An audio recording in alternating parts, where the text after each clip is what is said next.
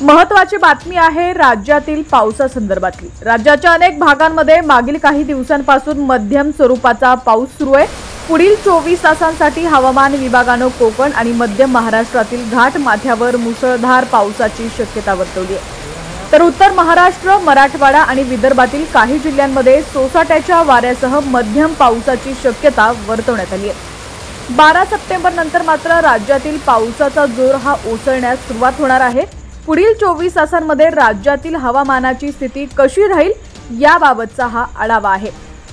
बातमी पूर्ण पाहूयात त्याआधी तुम्ही HPN मराठी न्यूज चॅनल पहिल्यांदाच पाहत असाल आणि अजूनही चॅनलला सबस्क्राइब केलं नसेल तर नक्की सबस्क्राइब करा, जेणेकरून आमचे अपडेट्स लवकरात लवकर तुमच्यापर्यंत पोहोचतील।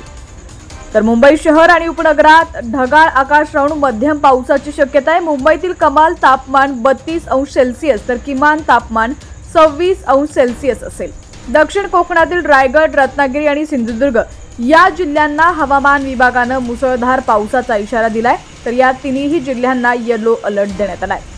पश्चिम महाराष्ट्रातील पुणे, सातारा आणि कोल्हापूर या जिल्ह्यातही मध्यम पावसाची शक्यता हवामान विभागाने वर्तवली आहे। या जिल्ह्यातील घाट भागात मुसळधार पाऊस होऊ शकतो। उत्तर महाराष्ट्रातील अहमदनगर वगळता जळगाव, नाशिक, नंदुरबार आणि धुळे या 4 जिल्ह्यांना हवामान विभागाने येलो अलर्ट दिलाय। त्यामुळे या जिल्ह्यांमध्ये देखील तुरळक ठिकाणी मध्यम ते जोरदार पाऊस होऊ शकतो। मराठवाड्यातील संभाजीनगर, जालना, परभणी आणि हिंगोली या जिल्ह्यांना हवामान विभागाने येलो अलर्ट दिलाय।